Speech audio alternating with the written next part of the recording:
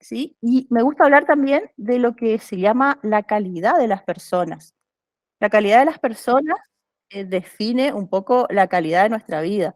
Entonces, la forma en que nosotros nos relacionamos con los demás y la calidad de las personas, de las pymes, de las empresas, en definitiva, las empresas están compuestas por personas, ¿no? Define también la calidad de nuestra vida, ¿sí?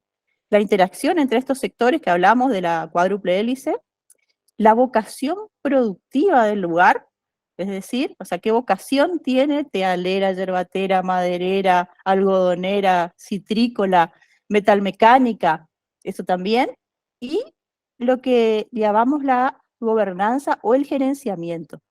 Gobernanza se llaman a las diferentes organizaciones que interactúan para llevar como el liderazgo, ¿sí?, de un sector determinado asociativo.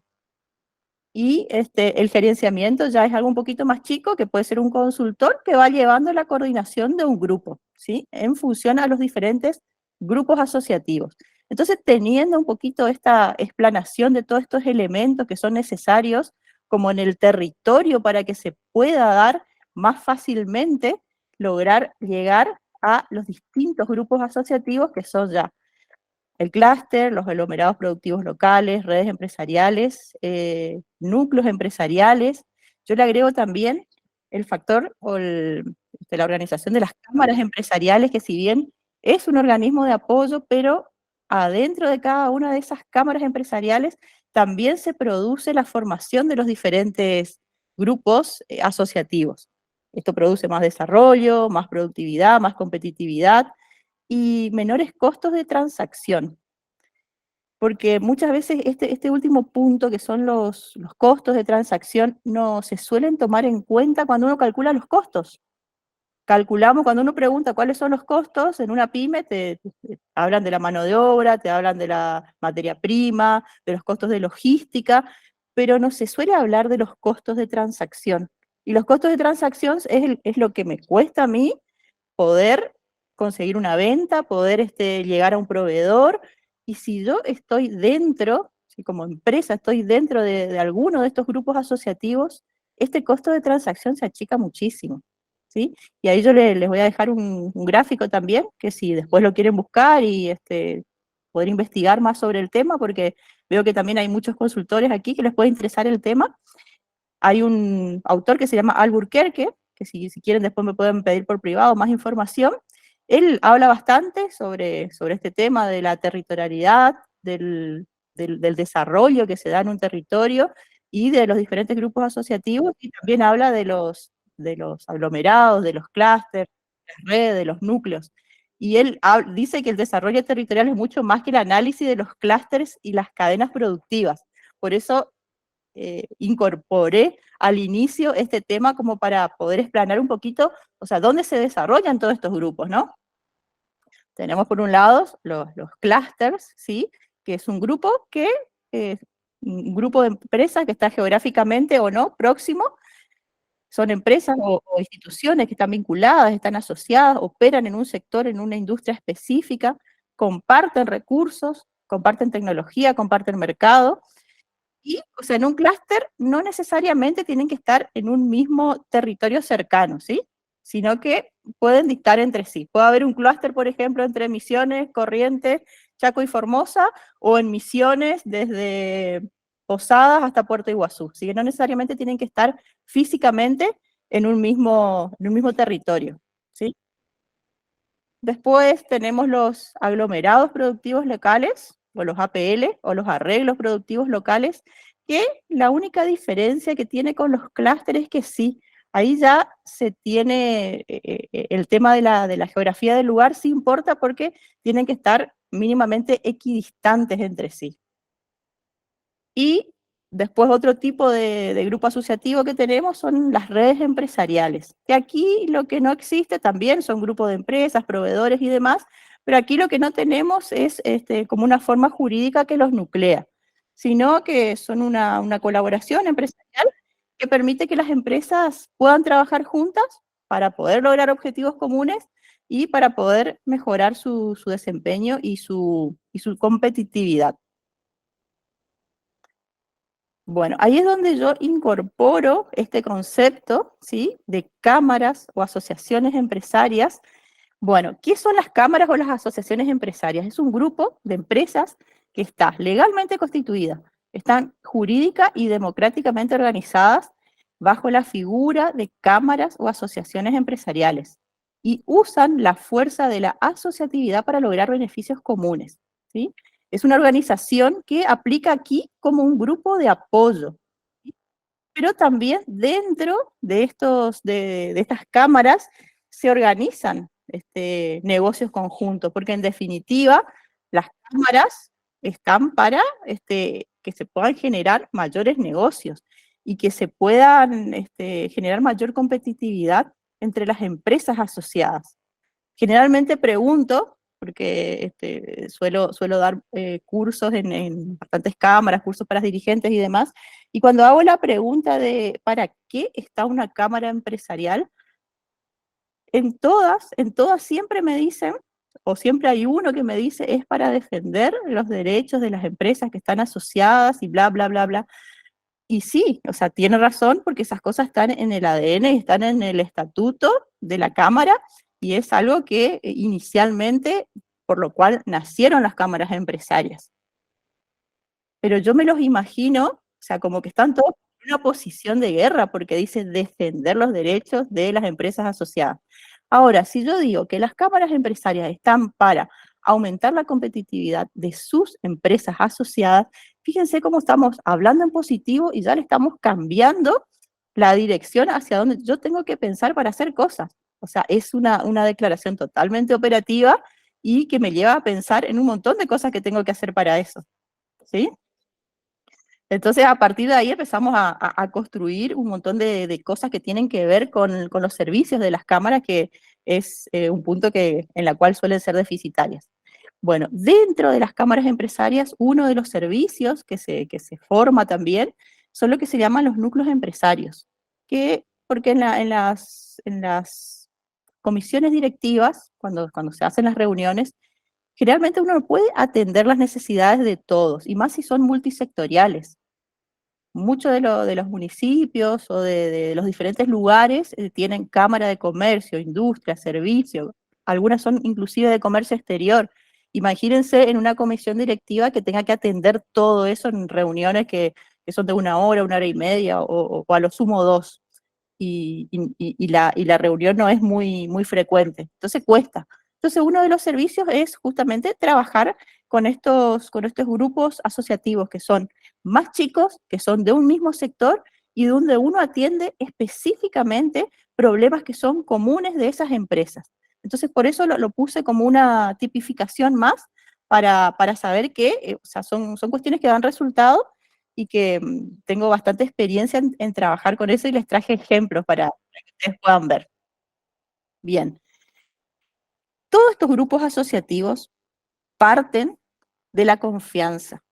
¿Sí? Lo primero que tenemos que generar es el vínculo y la confianza con el otro, porque sin esas bases nada podemos construir. Y también tenemos que saber que es un proceso, no es una acción de decir, bueno, voy a hacer un grupo asociativo y al otro día, plum, ya tengo el grupo.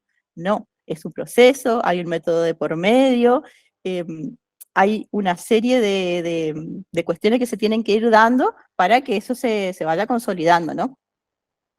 Y también tenemos una serie de puntos de por qué esa construcción, o sea, de cualquiera de esos puntos que vimos anteriormente, de esa clasificación, ¿por qué?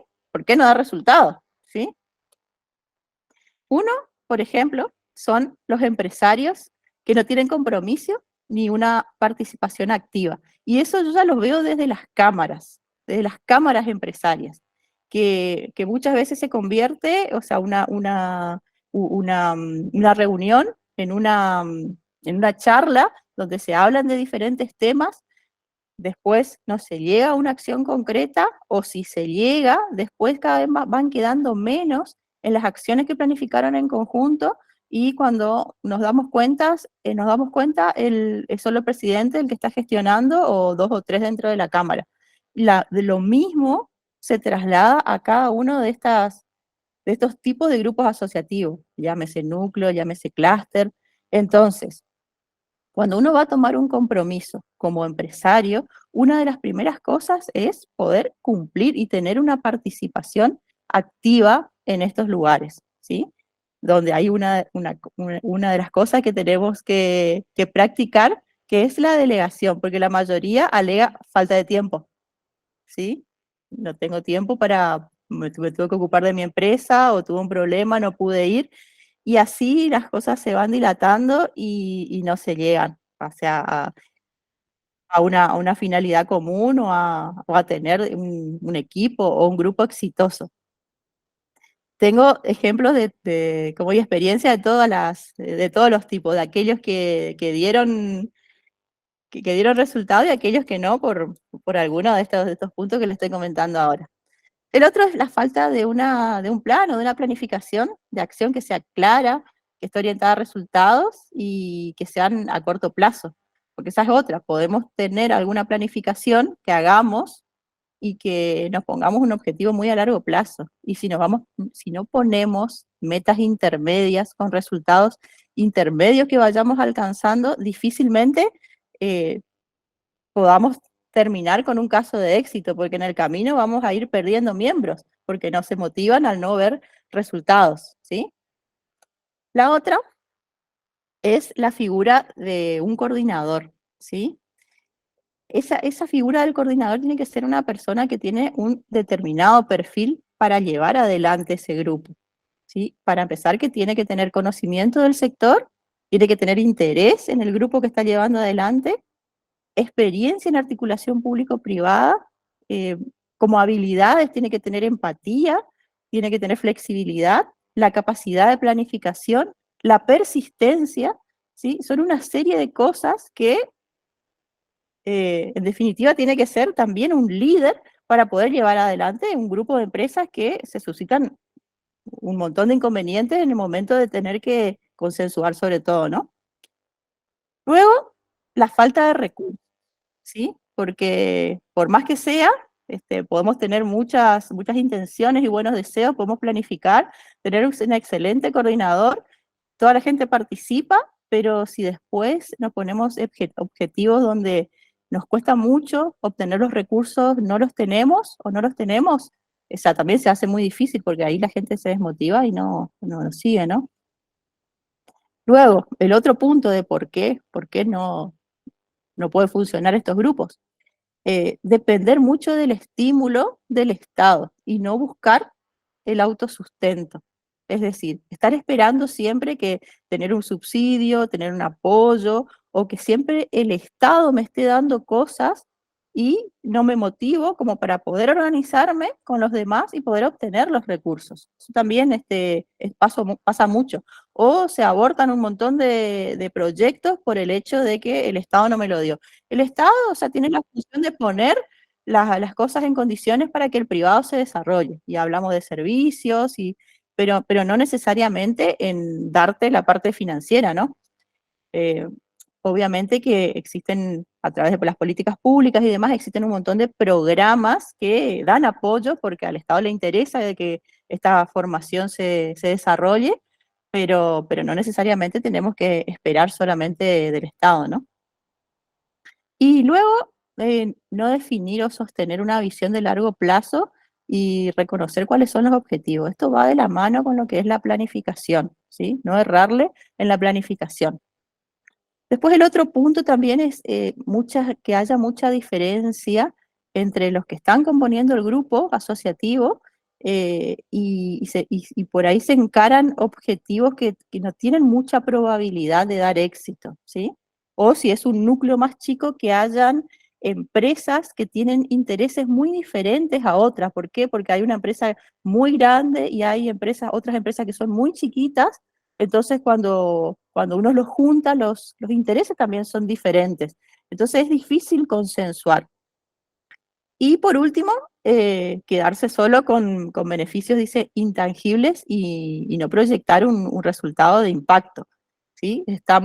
Creo que todos vemos en nuestros procesos, por ahí grupos asociativos y demás, que hay una buena articulación público-privada y hay muchísimos convenios firmados, pero sin resultados concretos después. O sea, nos vamos, nos sacamos la foto con el convenio de colaboración, articulación público-privada, pero después eso queda en un papel con unas firmas y una foto y no vamos teniendo después los resultados o no hicimos un plan concreto, específico de las cosas que vamos a hacer en conjunto, ¿sí? ¿Qué pasa cuando se construyen buenas redes? Bueno, ahí nace, o nace un clúster, o nace una APL, o nace un núcleo, ¿sí? Y tenemos ejemplos, como por ejemplo en Córdoba, eh, que hay muchísimas iniciativas, tanto del sector agroindustrial, metalúrgico, de servicio. El último ahora que se formó fue el de la construcción, ¿sí? Yo también estoy participando acá en Misiones y a nivel nacional de estas iniciativas. Y Córdoba es una provincia que impulsa mucho el asociativismo, ¿sí? La Cámara Argentina del Maní fue una de las que impulsó los grupos asociativos dentro de su cámara y, bueno, hoy está integrada por las principales 20 empresas productoras, ¿sí? Y, bueno, tienen muchísimos proyectos, digamos, que fueron llevando adelante. Después otra que tenemos también, que está más al sur, que es el clúster de Vaca Muerta, que son 30 empresas que están hoy preocupadas por toda la explosión que va a traer el desarrollo del trabajo de esas empresas, ¿sí? Que también, o sea, faltan servicios, faltan las cuestiones más básicas, como es de dónde vivir, dónde esparcirse, o sea, en el clúster de Vaca Muerta falta todo. Y esto fue uno de los últimos clústeres, así les traje como ejemplo porque, bueno, uno de Córdoba, que es un ejemplo, ¿no?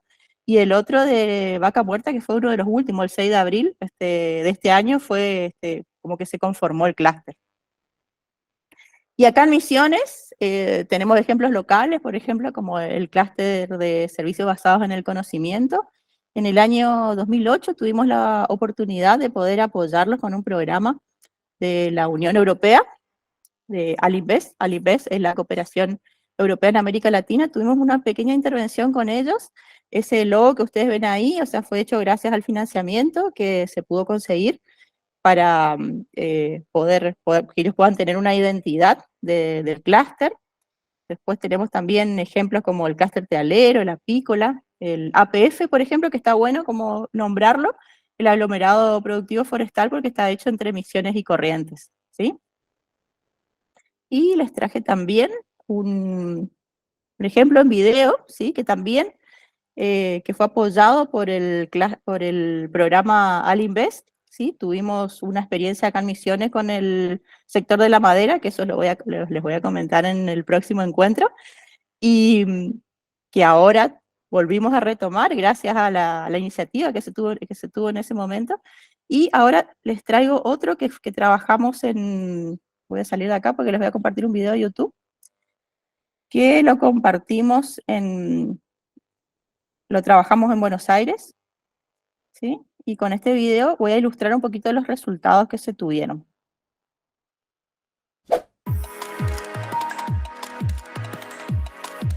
Todos los proyectos tienen como desafío lograr un objetivo. Nosotros, la Cámara Argentina de Comercio, el programa Alinvest 5.0 y Sabe la Tierra, coordinados por CAINCO de Bolivia, nos propusimos lograrlo. Inclusión y reducción de desigualdades. Sabe la Tierra es una organización que desde hace más de 15 años establece puentes entre los productores y los consumidores. Junto a la Cámara Argentina de Comercio y Alinvest, impulsamos la inclusión de pequeños productores y productoras al mercado de consumo en Buenos Aires y Cava, un logro de gran importancia ya que Buenos Aires es un mercado dominado por las grandes cadenas de comercialización y distribución con consumidores exigentes y de alto poder adquisitivo.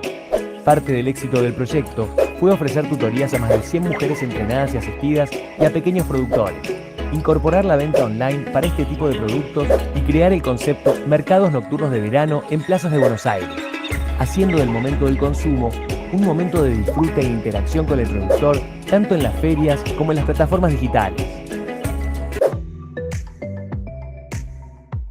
Sabe la Tierra apuntó a la profesionalización de los feriantes, logrando mejoras en aspectos profesionales, promocionales, productivos y comerciales. Además de la gran asistencia a los talleres de capacitación, los productores expandieron las ventas gracias a la comercialización online y los mercados nocturnos, que en solo 2 meses lograron el éxito proyectado.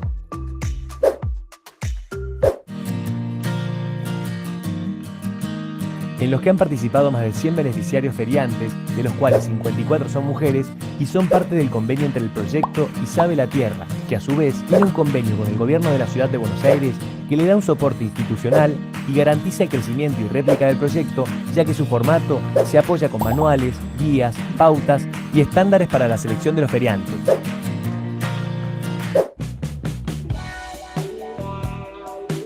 Durante este año, Sabe la Tierra prevé nuevos mercados y ha recibido el pedido de asistencia de pequeños productores de otros partidos que demandan por el formato. Todos los proyectos tienen como desafío lograr un objetivo. Nosotros, la Cámara Argentina de Comercio, el programa Alinvest 5.0 y Sabe la Tierra, coordinados por CAINCO de Bolivia, lo logramos.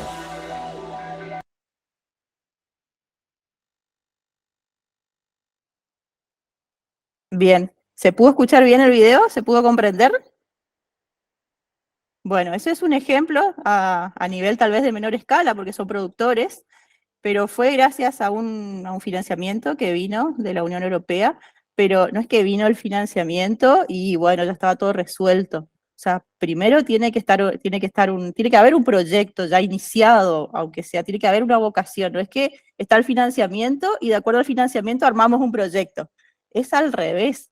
Es ya una vocación que hay en el lugar, asociativa, de cosas que queremos hacer juntos, y a partir de ahí, bueno, si viene el financiamiento, fabuloso. Tiene que haber una persona, un coordinador que esté preparado para asumir esa responsabilidad. Tiene que haber una serie de instituciones que estén de acuerdo y que vayan formando la gobernanza de ese proyecto y después ir cumpliendo eso y que haya un seguimiento y no ir perdiendo miembros en el transcurso del tiempo también. O sea, hay una serie de condiciones que se tiene que dar, por eso hago mucho hincapié en el tema de la metodología. Y esto pasa no solamente acá en Argentina o acá en Misiones, sino que pasa en un montón de lugares de América Latina. Nosotros nos vamos a volver a encontrar, o sea, entre ustedes y con Noel también, en otro módulo que es el de internacionalización. Y ahí yo les voy a poder contar un poquito más con respecto a cómo es con los grupos asociativos exportadores, que me ha tocado trabajar también y llevarlos en misiones técnicas, misiones comerciales a otros países. Y yo allá en Brasil lo que hago es preparar a las empresas para poder exportar. No desde el punto de vista de la documentación y demás, porque eso ya lo hace un despachante, pero sí toda la parte anterior. Y después todo lo que corresponde a la visita técnica y poder hacer la apertura de mercado y la alianza pública-privada para poder recibirlo en los diferentes países. Entonces, bueno, siempre hay todo de ganar, desde que hayan empresas más chicas, más grandes, grupos asociativos más chicos o más grandes, los problemas suelen ser comunes, suelen ser lo mismo, ¿sí? Tanto desde el punto de vista del problema en sí de la empresa, como el problema que puede suceder en el grupo asociativo. Y una de las grandes cosas, o sea, de los grandes problemas a veces que suele haber, es el tener que animarse y romper paradigmas en cuanto a abrirse con respecto al otro. ¿Sí? Y siempre le digo, hacer un grupo asociativo o estar con el otro, uno ya ganamos en el networking, ¿no? Pero yo tiro una idea, ¿sí? Porque las ideas no se roban, eso también escuché muchísimo, ¿no? Porque me van a robar la idea, me van a copiar lo que tengo en la empresa, ya está todo inventado, ya las ideas ya se le ocurrió a otro, y la idea hasta que no esté ejecutada no es de nadie. Es más, la otra persona te puede dar otra mirada y eso se puede nutrir muchísimo más. Esa idea se puede nutrir muchísimo más. O sea, nos pasa a todos los rubros. Nosotros, entre los consultores también lo mismo. Vos le contás, te juntás con otro consultor y le contás algo y el otro te da otra experiencia, te da otra mirada y uno se va ganando. Y díganme si no es negocio. Imagínense una mesa de 10 personas. Uno tira una idea y recibís 9 ideas. ¿Sí? ¿Ganaste o no ganaste? ¿Es negocio o no es negocio? Entonces, bueno, nosotros planteamos una dinámica ahora que los chicos, yo no sé si quieren acotar algo, Noel y Roberto, porque estuve como hablando de corrido. Sí, Paula, excelente. Están muy bien los tópicos que diste y yo quiero hacer hincapié en esos 8 puntos que son los que son causas por el cual un grupo no prospera. Y eso no es teoría, sino es tomado de la realidad, tomado de la vivencia y llevado a la práctica. De hecho, hay muy pocas capacitaciones a nivel país. Estuve investigando muchísimo de cómo formar coordinadores o líderes para los grupos asociativos. No hay una especialización en la materia, así que hay mucho trabajo práctico que se fue escribiendo, redactando, compartiendo de los casos de éxito como los no éxitos para considerarlos. Albuquerque, que es un profesional español, ha escrito muchísimo sobre el tema, sobre grupos asociativos, clúster, polos de desarrollo como los distritos industriales de Italia, por ejemplo, o los japoneses. Entonces, está muy bueno lo que has planteado y creo que es necesario que los alumnos, los participantes tomen nota porque después cuando avanzamos en esta temática parece que nos olvidamos de esos aspectos y sin embargo hay que tenerlos muy claros y muy firmes y he visto a muchos que asentían con la cabeza confirmando lo que vos decías, o sea que han tenido esa experiencia, así que es bueno que vayamos reflexionando y incorporando estos conocimientos tal cual. Es cierto lo que dice Roberto. Yo tuve la suerte de poder formarme en esto con consultores de Alemania que vinieron de la BFZ, que es la cooperación alemana en América Latina.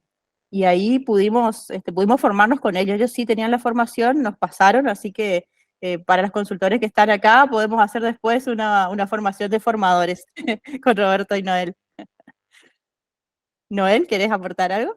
Sí, la verdad que, bueno, nosotros con Paula tuvimos la oportunidad de trabajar en una experiencia hace ya algunos años y puntualmente teníamos un grupo asociativo que trabajaba muy bien con objetivos comunes, porque lo que empieza a pasar es que cuando nos empezamos a juntar con otras pymes y empezamos a charlar acerca de lo que nos pasa, acerca de cómo van nuestros negocios, acerca de nuestras necesidades, nos damos cuenta que por más que no compartamos el mismo rubro o el mismo, o seamos del mismo mercado, compartimos las mismas problemáticas, las mismas necesidades.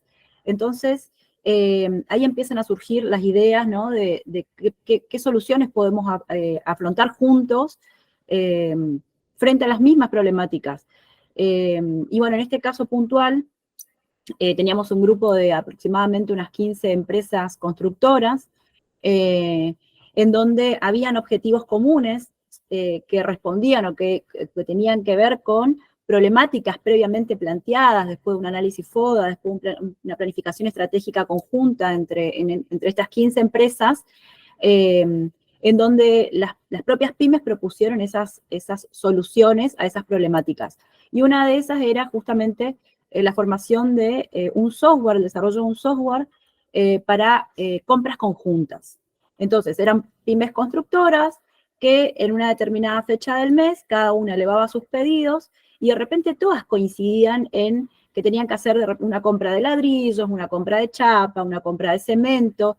Entonces, el volumen de esa compra les daba mayor fuerza de negociación con los proveedores para disminuir los precios. Entonces eso impactaba directamente en la reducción de costos y mejores precios para sus insumos. Ahora, esto que decía Paula, este núcleo que estaba muy bien constituido, muy bien organizado, no prosperó porque justamente le faltó el líder que siga, ¿no? Que continúe con la puesta en marcha de ese plan estratégico, porque ahí está el desafío. Nos podemos juntar, podemos plantear la problemática, podemos armar un plan estratégico, proponer hermosas soluciones, pero necesitamos un líder y necesitamos que la puesta en marcha tenga un seguimiento con indicadores de medición, con resultados, como si fuera otra empresa, pero del grupo asociativo. Y la verdad que era un plan estratégico muy atinado a las necesidades de todo ese grupo, pero justamente no continuó porque faltó ese liderazgo que, bueno, lastimosamente quedó ahí a mitad de camino. Así que, bueno, es un factor como a tener en cuenta de qué cosas son sumamente necesarias a la hora de constituir un grupo asociativo y cómo podemos ganar todo, ¿no? Es como esta frase de cooperar para competir. Si nos juntamos, hacemos más grande la torta. Porque el problema de la pyme no es ser chiquita, el problema de la pyme es estar sola y actuar sola en el mercado, porque no tiene la suficiente fuerza para estar en un mercado en donde hay empresas más grandes que nos marcan de repente los tiempos de pago, cuando tenemos que hablar con proveedores grandes que de repente nos condicionan en los tiempos de pago, en la entrega de producto, cuando tenemos que colocar nuestro producto en una góndola y de repente tenemos que competir con empresas más grandes que copan las góndolas, y cómo hacer para llegar a esas grandes cadenas de supermercados, ¿no? Entonces, tener la visibilidad, siempre estar dentro de un grupo asociativo, nos suma y nos da mayor poder, nos da más fuerza, porque ya no es una sola pyme la que está frente a una necesidad, sino que ya hay un grupo que está frente a una necesidad, frente a la misma necesidad, y eso cambia el panorama. Así que bueno, ese es mi aporte, Paula, excelente, y bueno, te doy la palabra. Gracias, Noel, y bueno, sin tampoco perder de vista el tema de los actores, porque muchas veces también se cierran y dicen, no queremos que entre la política forma parte y es transversal a todo, ¿sí? Podemos discutir la política partidaria, pero desde el momento que uno pertenece a un grupo asociativo, a una cámara, la política es transversal y es necesario, hay que trabajar en conjunto, hay que trabajar el consenso y hay que trabajar los proyectos, ¿sí? En este caso que comentaba Noel, se formó una central de compras, es un proyecto tiene que estar gerenciado, y no por un empresario, uno por la desconfianza que puede generar que él también forma parte del grupo asociativo, también está comprando, entonces uno que tiene que ser alguien independiente, tiene que haber un seguimiento, tiene que haber una planificación, ¿sí? Entonces tiene que tener un gerenciamiento, imagínense, o sea, cuando entran 15 empresas constructoras, o sea, poder comprar, que compran en gran cantidad, y poder administrar todo eso, o sea, lleva una administración. Entonces, ahí esa parte tal vez organizativa, o sea, esa parte de liderazgo y esa parte de seguimiento falló como para que eso pueda tener una continuidad.